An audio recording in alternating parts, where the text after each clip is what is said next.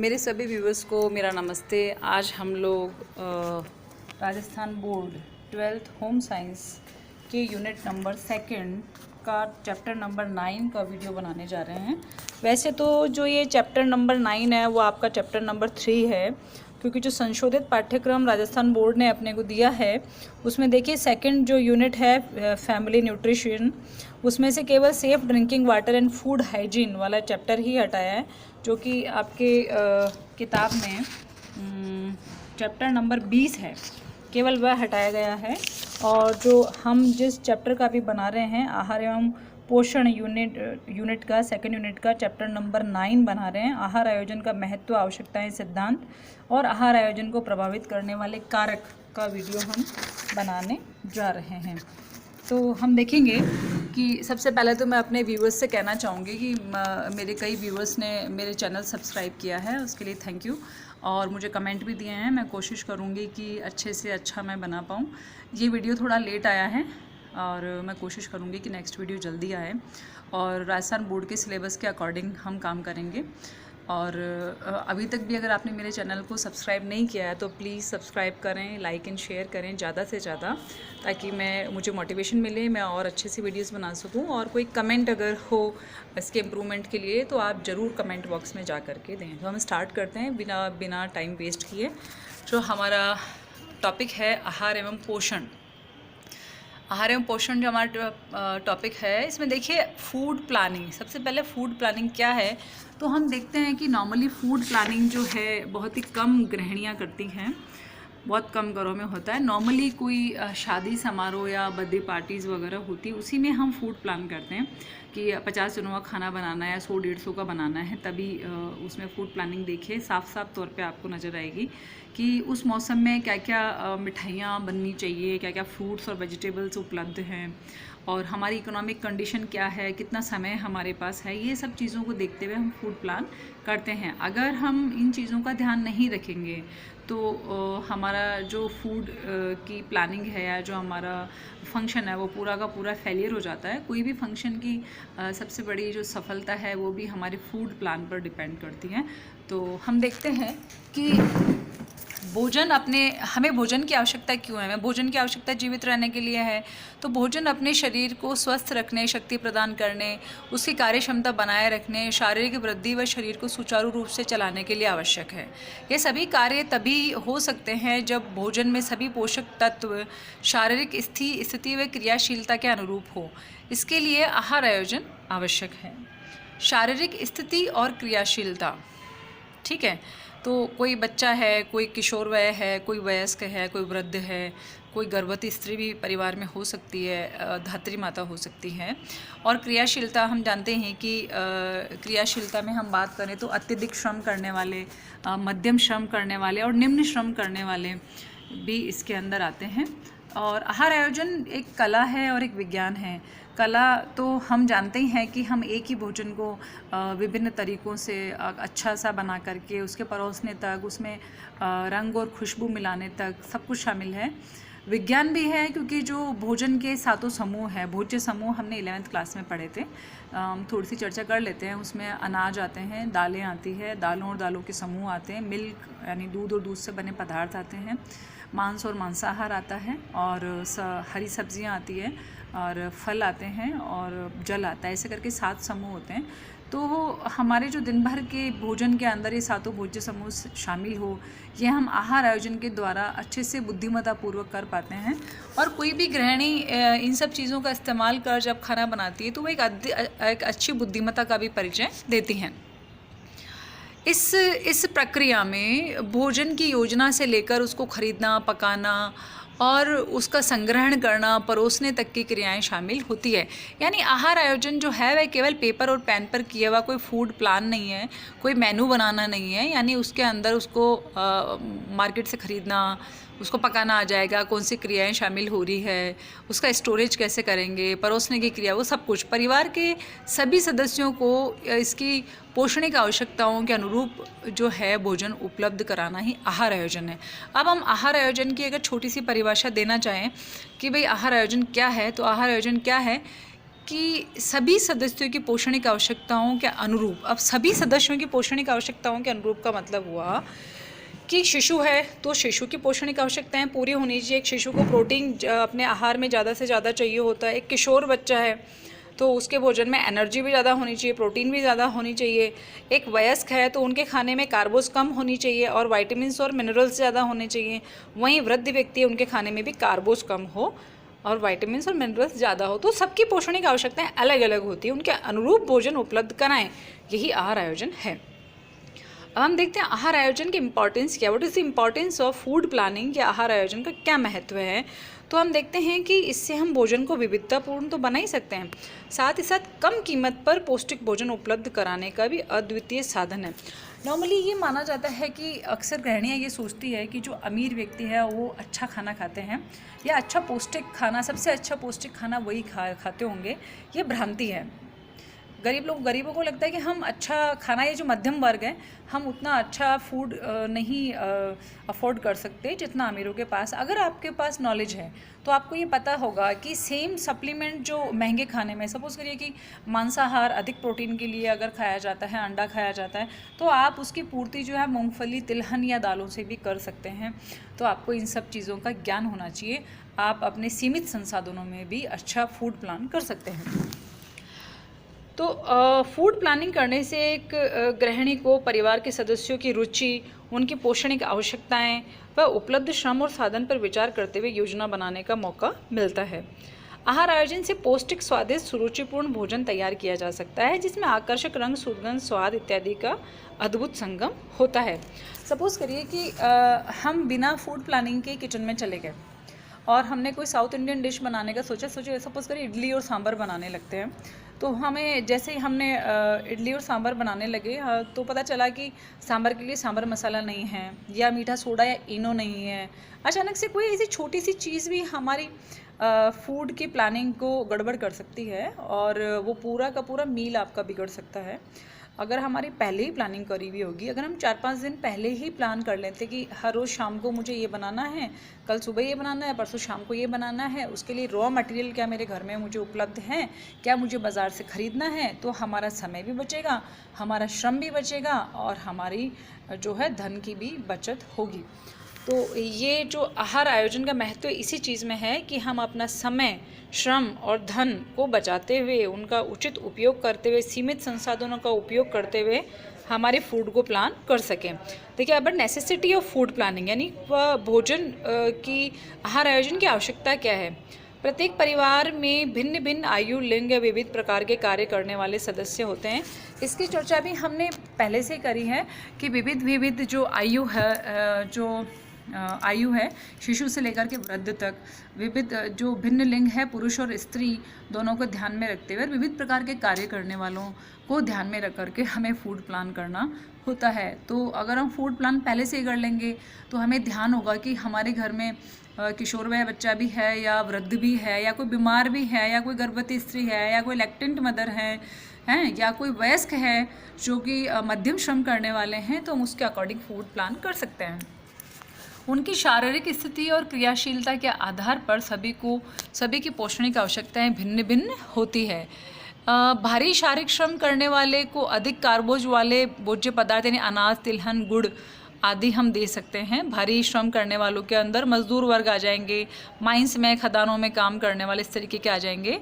वह कम शारीरिक श्रम या ज़्यादा मानसिक कार्य करने वाले को कम ऊर्जा युक्त भोजन हम देंगे, अधिक विटामिन, अधिक मिनरल्स, है ना, और वैसे उनको भोजन की आवश्यकता होती है।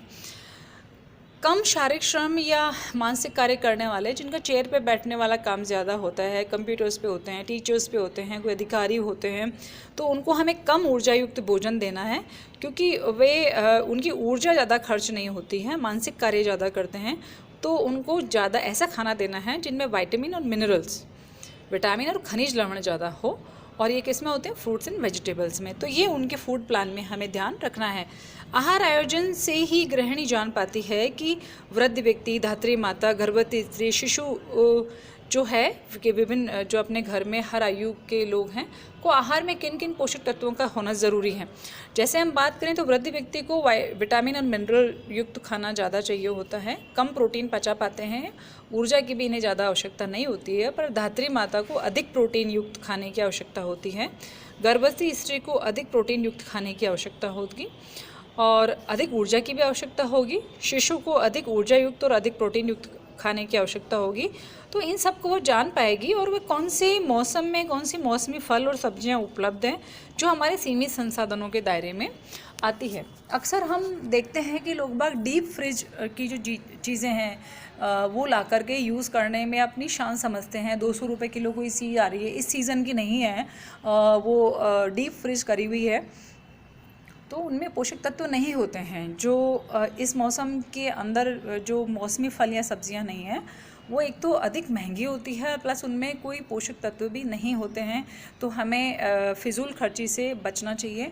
हमें जो मौसमी फल और सब्जियां आती हैं उन पर ज़्यादा हमारे आहार आयोजन में ज़्यादा जोर देना चाहिए। उनसे हम अच्छे पोषक तत्व हमारे खाने में शामिल कर सकते हैं।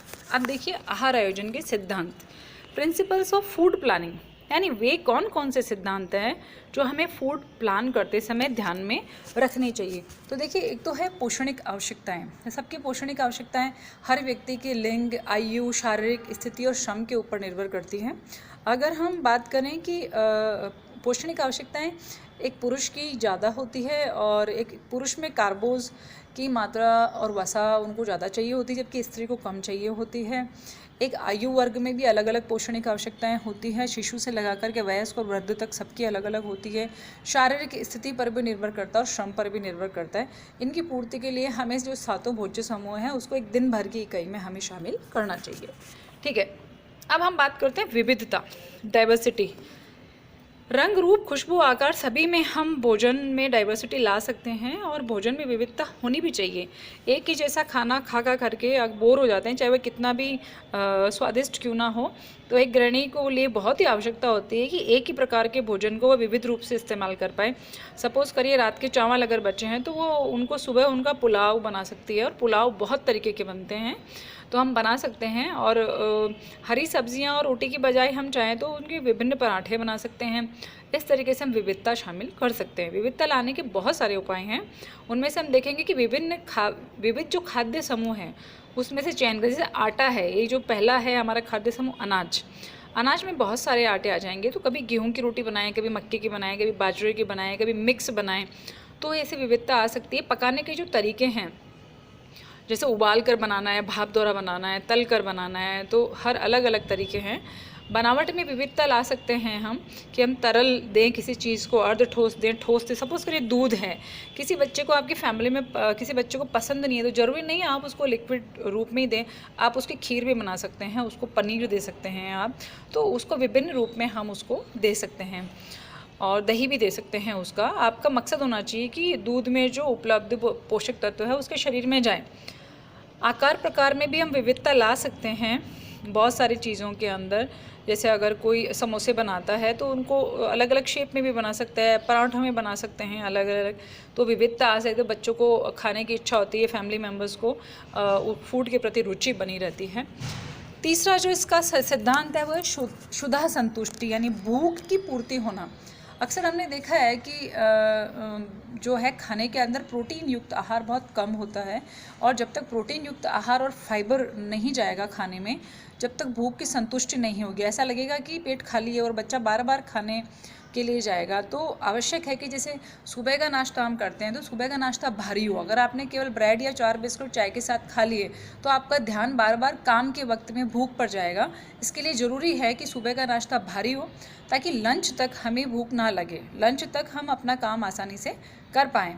और वैसे ही शाम का जो चाय होती है, छोटी सी भूख उस समय हमें लगती है, तो वो छोटी सी भूख जैसे चाय के साथ हम थोड़ा सा कुछ ले लें, तो हमें ये चीज़ का बहुत ध्यान रखना चाहिए कि हमें किस समय क्या खाना है, और जो हम खाएं वह अगले मील तक हमारे पेट को भरा हुआ हमें महसूस कराए, हमारा ध्यान बार बार भूख की ओर ना जाए। इसके लिए हमें खाने में प्रोटीन युक्त और फाइबर युक्त जो है भोजन शामिल करना चाहिए। हमारे परिवार में जो उपस्थित हर आयु वर्ग और लिंग के सदस्य हैं उनके अकॉर्डिंग। नेक्स्ट है आहार का समय। आहार का समय या फ्रीक्वेंसी ऑफ फूड यानी एक घर में कितनी बार खाना खाया जाता है का ध्यान रखा जाना बहुत ज़रूरी है। आमतौर पर दिन के भोजन को 4-5 भागों में लिया जाता है और यह कॉमन नहीं है, लेकिन 4-5 भागों में जैसे सुबह का नाश्ता लिया, फिर लंच लिया, उसके बाद में शाम की चाय के साथ हमने थोड़ा सा नाश्ता ले लिया, फिर हमने डिनर लिया, रात का खाना लिया, फिर हमने दूध पिया। तो 4-5 भागों में बांटते हैं। पर नॉर्मली जो मज़दूर वर्ग है उनका जो खाना होता है केवल सुबह शाम ही होता है, 2 ही टाइम वे खाते हैं। तो इस चीज़ का हम विशेष ध्यान रखें कि जो हमें दिन भर में जो भी उनको पोषक तत्व देने हैं, कार्बोहाइड्रेट है, प्रोटीन है, वसा है और विटामिन है, मिनरल है, इन सब चीज़ों को हम उन्हीं जो फ्रीक्वेंसी ऑफ फूड है, आहार का जो समय है, उसी में हमें बांटना है। अगर सपोज़ करिए कि किसी को 3000 किलो कैलोरी हमें एनर्जी देनी है एक मज़दूर को दिन भर में, तो फिर हम उन्हें उन्हीं 2 खानों में जो सुबह और शाम खा रहा है केवल उसी में डिवाइड करना है। वो प्रोटीन उसको कितनी आवश्यकता, सपोज़ करिए 100 ग्राम प्रोटीन उसको लेना है, तो दोनों आहार में आ जानी चाहिए सुबह और शाम में, क्योंकि वो इसके अलावा खाना नहीं खाता है। और जहाँ एक घर में 4 से 5 बार खाया जाता है, तो हमें उसकी दिन भर की जो पोषणिक आवश्यकताएं हैं उनको हम 4 से 5 बार बांट करके वो है हम खाना दे सकते हैं। अब इम्पॉर्टेंट बात आती है जो 5वां पॉइंट है, आहार आयोजन का सिद्धांत है। पॉइंट नंबर 5 है, पूरे दिन को एक इकाई माना जाए। यानी आहार आयोजन को सुबह के नाश्ते से लेकर रात्रि के भोजन तक को एक इकाई माना जाए, ताकि भोज्य समूह को दिन भर के आहार में सम्मिलित किया जा सके। अगर हमें दिन भर में, जैसे वही एग्जांपल मैंने आपको ऊपर दिया था कि जैसे किसी को 3000 किलो कैलोरी और 200 ग्राम प्रोटीन किसी की डाइट में देना है, ये हमने अभी एक्सप्लेन नहीं किया है कि मज़दूर को देना है। किसी की भी जो फूड की आवश्यकता है तो उसको हम नाश्ता, लंच और शाम का नाश्ता, उसके अंदर हम इसको डिवाइड करके दे सकते हैं, ठीक है। और में मिलाकर हमें 300 कैलोरी देना है। नेक्स्ट है हमारा समय। देखिए, गृहिणी को अपने उपलब्ध टाइम में ही फूड प्लानिंग और उसकी प्रिपरेशन कर लेना चाहिए। जैसे उसको पता होगा कि मेरे पास कितना फ्री टाइम है और मुझे क्या क्या डिशेस बनानी है, तो उसके अकॉर्डिंग ही वह अपने फूड की प्लानिंग भी कर ले। अगर कोई हाउसवाइफ है तो वह आराम से कर सकती है, लेकिन अगर कोई वर्किंग वुमन है तो उनको पता होना चाहिए कि मेरे पास कितना श्रम उपलब्ध है, कौन मेरी घर में हेल्प करा सकता है या नहीं। अगर कोई घर में वृद्ध हैं या और भी लेडीज़ हैं जो उनकी मदद करा सकता है, तो चाय पीते समय हम सब्जियां तैयार कर सकते हैं, या टीवी देखते समय भी हम काफ़ी काम कर सकते हैं। या कोई फर्मेंट फूड, अगर खमीरीकृत भोजन जो हमें बनाना होता है तो उसकी तैयारी भी हमें एक दिन पहले ही करनी होती है, तो उन सबको अपने इसमें शामिल कर सकती हैं। और वर्किंग वूमन है और आर्थिक स्थिति अच्छी है तो वह रेडी टू कुक फूड भी बाहर से ला सकती है।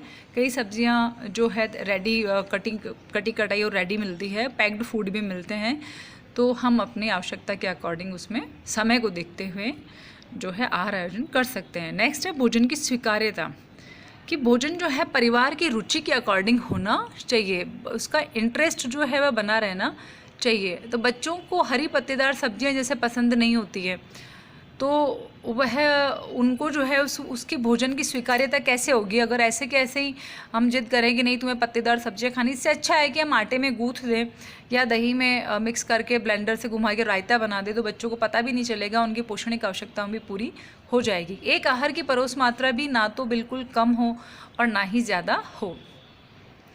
पकाने की उचित विधियों में अगर हम देखें तो जैसे विटामिन की हम बात करें, जल में घुलनशील और वसा में घुलनशील। अगर किसी गृहिणी को ज्ञान नहीं है कि जो जल में घुलनशील विटामिन है, अगर हम उन सब्जियों को ढक्कन को हटा करके या खोल करके बहुत देर तक पकाएंगे तो उनके जो विटामिन है वह भाप बनकर उड़ जाएंगे और वह जो खाना है वह केवल घास फूस रह जाएगा।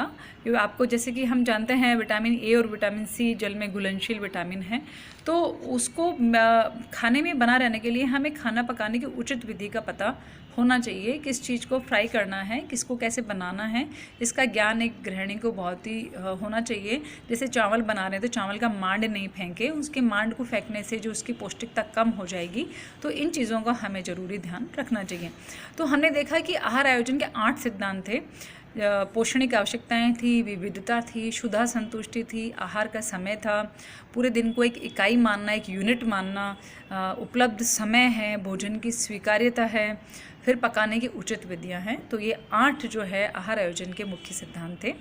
आहार आयोजन करते समय कई कारक भी इसको प्रभावित करते हैं। वो कौन कौन से कारक हैं, कौन कौन से फैक्टर्स हैं जो कि फूड प्लानिंग को अफेक्ट करते हैं, हम देखते हैं। सबसे पहले है आयु और शारीरिक स्थिति।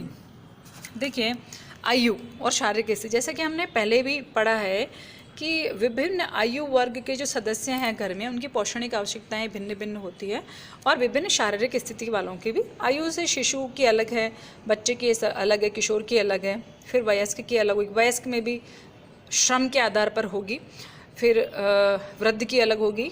शारीरिक स्थिति में हम बात करें तो एक बीमार है ना, एक प्रेग्नेंट वुमन है, लैक्टेंट वुमन है, या कोई अलग अलग बीमारियों से ग्रसित है, या उनकी अकॉर्डिंग हमें फूड प्लान करना होता है और सबकी पोषणिक आवश्यकताएं अलग अलग होती हैं। तो ये एक बहुत बड़ा फैक्टर है।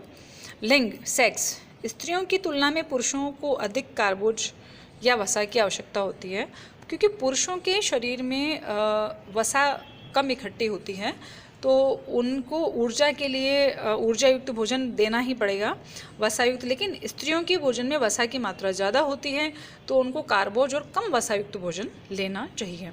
जलवायु और मौसम भी जो हमारे आहार आयोजन को प्रभावित करते हैं। जैसे ठंडे प्रदेशों में रहने वालों को गर्म प्रदेशों की अपेक्षा अधिक ऊर्जा वाले भोज्य पदार्थों की आवश्यकता होती है। जैसे हम इसको ऐसे समझें कि सर्दियों के अंदर हमें ज़्यादा एनर्जी की ज़रूरत होती है, हम गरिष्ठ भोजन सर्दियों में खा पाते हैं, जबकि गर्मियों में नहीं खा पाते, क्योंकि गर्मियों में हमें कम ऊर्जा की आवश्यकता होती है। सर्दियों में हमारे शरीर को गर्म बनाए रखने के लिए हमें ज़्यादा ऊर्जा की आवश्यकता होती है। तो फिर है क्रियाशीलता। क्रियाशीलता भी हम पहले बता चुके हैं कि विभिन्न क्रियाशील व्यक्तियों को अलग अलग पोषणिक आवश्यकताएं उनके अकॉर्डिंग होती है। अत्यधिक श्रम करने वाले, मध्यम श्रम करने वाले और फिर निम्न श्रम करने वालों की अलग अलग होगी। फिर आती है आय, हमारी इनकम। इनकम भी फूड प्लानिंग को बहुत अफेक्ट करता है। जो हमने पहले भी बताया था कि ज़रूरी नहीं कि एक अमीर व्यक्ति ही अच्छा न्यूट्रिशियस भोजन करता हो। अगर हम फूड प्लान, एक महिला बुद्धिमत्ता पूर्वक एक फूड प्लान करें, तो वह अपने कम कीमत में भी अपने परिवार वालों को संतुलित आहार और स्वादिष्ट उनको दे सकती है। जैसे महंगे प्रोटीन युक्त आहार जैसे मांस, मछली, अंडा, पनीर की जगह वह सोयाबीन, दालें और मूंगफली अपने खाने में शामिल कर सकती है। जैसे ड्राई फ्रूट्स, काजू है, काजू की जगह हम मूंगफली भी यूज़ कर सकते हैं। लगभग उनकी जो न्यूट्रिशियस वो हैं उतने के उतने ही हैं। मौसमी फल और सब्जियां हम शामिल करें। हम ज़्यादा कोल्ड स्टोरेज की चीज़ें जो महंगी भी हैं वो हम इस्तेमाल नहीं करें। वो मैंने पहले भी बताया आपको कि उनके अंदर पोषक तत्व नहीं होते हैं। या जो पैक्ड जूसेस हैं, हमको लगता है कि जो पैक्ड जूसेस हैं उनमें उतने के उतने पोषक तत्व मिलते होंगे, वो महंगे भी होते हैं। उसके बजाय हम मौसमी फल और सब्जियां खाएं तो हमें उनसे ज़्यादा पोषक तत्वों की प्राप्ति होती है। और बचे हुए भोजन को हम बेइस्तेमाल कर सकते हैं। जैसे सब्जियों को हम पराठों में गूँथ लें, जैसे मैंने और भी तरीके बताए थे, उन सब का इस्तेमाल करके हम अच्छा भोजन बना सकते हैं। छठा पॉइंट जो है, जो हमारे आहार आयोजन को जो है प्रभावित करता है कि भोज्य पदार्थों की उपलब्धता। जैसे कि हर जगह अलग अलग होते हैं। जैसे कि साउथ इंडिया में नॉर्थ इंडिया की बजाय जो है फूड वहाँ के अलग होते हैं, नॉर्थ इंडिया में अलग होते हैं। हम साउथ इंडिया के अंदर देखेंगे तो हर रेसिपी में वहाँ चावल का ज़्यादा इस्तेमाल होते हैं, वहाँ अनाज के रूप में चावल ज़्यादा खाया जाता है, रागी खाया जाता है। जबकि राजस्थान में या नॉर्थ इंडिया के अंदर हम देखते हैं कि गेहूं और मक्का हमें अच्छे से गेहूं, मक्का, बाजरा हमें अच्छे से उपलब्ध होता है। तो ये भोज्य पदार्थों की उपलब्धता को हमें ध्यान में रख करके ही अपना आहार आयोजन करना चाहिए। और सदस्यों की पसंद और नापसंद को भी हमें बहुत ज़रूरी है कि हम ध्यान रखें। हमें उनको प्रोटीन युक्त आहार देना है, लेकिन ज़रूरी नहीं कि आप उनको डायरेक्ट एग दे दें या डायरेक्ट पनीर की कुछ उनको नहीं पसंद आ रहा तो उनको आप पराठे में मिक्स करके दे सकते हैं, कुछ अलग तरीके से उनको दे सकते हैं। पारिवारिक रीति रिवाज और संस्कृति भी बहुत ही इम्पॉर्टेंट होती है। जैसे कि तीज त्योहारों पर बनने वाला खाना रोज़ाना बनने वाले खाने से थोड़ा अलग होता है। किन्हीं के घरों में केवल 2 ही टाइम सुबह शाम खाना बनता है और किन्हीं घरों में 4-5 बार। हम पारिवारिक रीति रिवाज की बात करें तो ईद पर जैसे सिवैयाँ बननी हैं तो वो हमारी फूड प्लान में होना चाहिए कि वो है कि नहीं है ना। वहाँ का कल्चर और सभ्यता संस्कृति क्या है, उनके अकॉर्डिंग भी हमें थोड़ा किस महीने में, किस सप्ताह में क्या त्यौहार आ रहा है वो भी हमें ध्यान रखना चाहिए। एक सबसे बड़ा जो पॉइंट है आहार आयोजन को प्रभावित करने वाला है महिला का कामकाजी होना।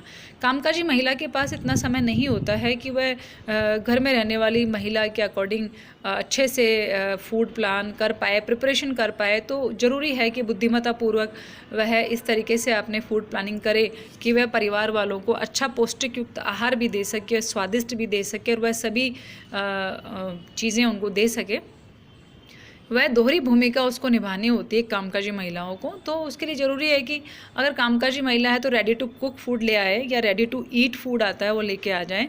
और ऐसे ही वह एक ही कुकर जिनमें 3 अलग अलग खंड हैं, जिसमें दाल चावल और सब्ज़ी इकट्ठा बना सकती है, या सोलर कुकर का इस्तेमाल कर सकती है, क्योंकि कामकाजी महिला है तो साधन की या रिसोर्सेज की, धन की इतनी कमी नहीं होती है। तो उसके अकॉर्डिंग अपने घर में समय और शक्ति और श्रम बचाने वाले उपकरण भी अपने घर में वह शामिल कर सकती है, जिससे कि किसी भी चीज़ में समय उसको कम लगे, श्रम की बचत हो सके।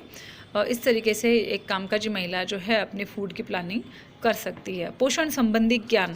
पोषण संबंधी ज्ञान एक गृहिणी को होना बहुत ही आवश्यक है। पोषण संबंधी ज्ञान के बिना तो आहार आयोजन पूरा का पूरा ही जो है ख़राब हो जाएगा। ये बहुत ही इम्पॉर्टेंट है कि एक महिला को, एक गृहिणी को फूड प्लानिंग से पहले जो है इसका ज्ञान हो। नहीं तो क्या होगा कि सपोज़ करिए कि केवल मक्का की रोटी और सरसों का साग ही 7 दिन दे दिया, तो फिर फलों में मिलने वाले जो विटामिन है उनकी कमी हो जाएगी, दालों में मिलने वाले प्रोटीन की कमी हो जाएगी, और शरीर में वसा की भी कमी हो जाएगी। तो पोषण संबंधी ज्ञान का होना बहुत ही ज़रूरी है।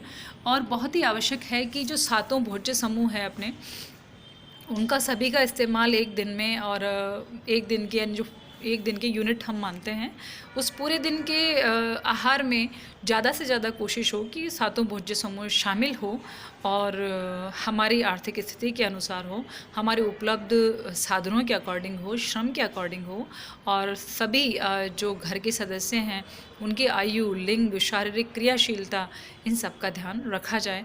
मैं समझती हूँ ये वीडियो आपके लिए यूज़फुल होगा, और प्लीज़ आप इसे देखें। कुछ अगर कुछ गलती हो, इम्प्रूवमेंट के लिए कुछ हो तो ज़रूर कमेंट करें।